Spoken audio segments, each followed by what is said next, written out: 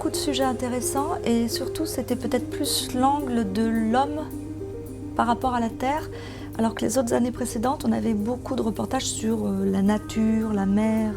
Là on avait de beaux reportages sur le rapport de l'homme à la nature. Et puis il y a eu des repêchages, c'est-à-dire que des dossiers qui avaient été écartés dans un premier temps, qui sont revenus à l'assaut. Quand on se replonge dedans, on découvre des petites pépites. Les étudiants sont de plus en plus intéressés par le thème et qu'ils cherchent vraiment à raconter une histoire. Dans le jury du Grand Prix étudiant Paris Match, pour lequel il y a aussi un prix du JDD, on était quand même tous attachés à ça, à ce que les étudiants racontent une histoire avec plusieurs photos, une progression, les légendes aussi qu'ils écrivent eux-mêmes. Il y avait dans ce concours cette année des reportages assez extraordinaires d'ailleurs, notamment sur des conflits. Les étudiants prennent peut-être des risques inconsidérés, en même temps c'est le rôle des photographes d'être là.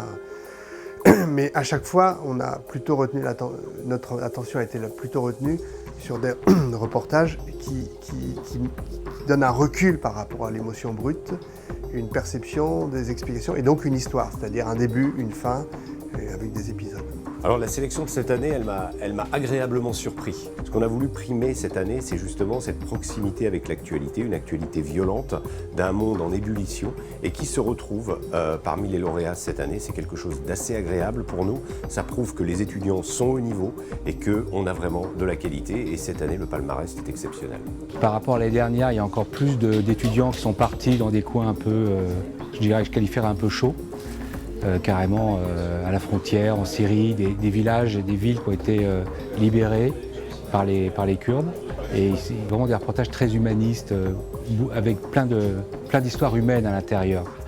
Pour moi, c'est une des meilleures années par rapport à 2-3 ans. Ils écoutent, ils apprennent et ils font des progrès.